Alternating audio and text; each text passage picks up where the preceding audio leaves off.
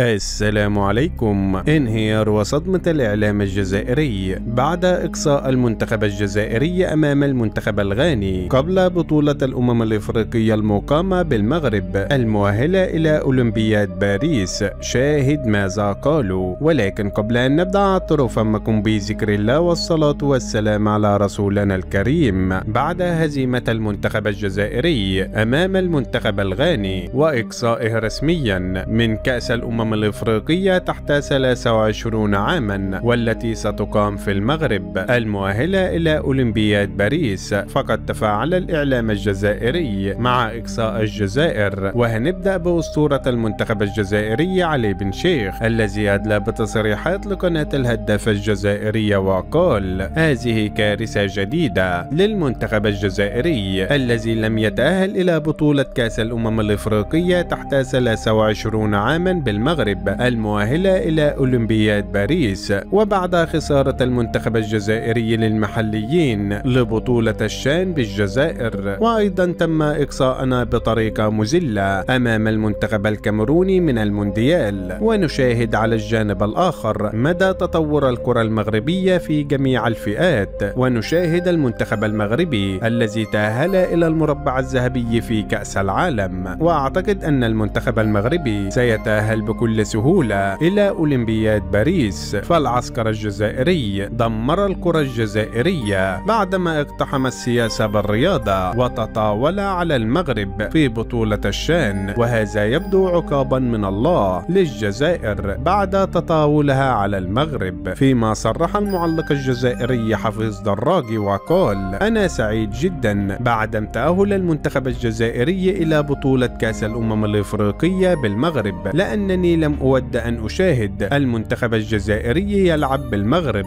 فخروجنا من أولمبياد باريس أشرف لنا أن نلعب بالمغرب، لأن فوزي لقجع سوف يقيم المؤامرات علينا وسيتم إقصائنا أيضا. وأرد على حفيظ دراجي: المغرب بلد مضياف ويكرم ضيوفه جيدا، بعكس الجزائر التي دائما تتطاول على ضيوفها كما حدث في الشان. وكل العالم يشهد أن المغرب من أفضل البلاد في العالم التي تكرم كل ضيوفها. وشاهدنا جميعا كأس العالم للأندية ماذا فعلوا وماذا قالوا عن المغرب. وفي النهاية لا تنسى الإعجاب بهذا الفيديو والاشتراك في القناة ليصلكم جديدنا.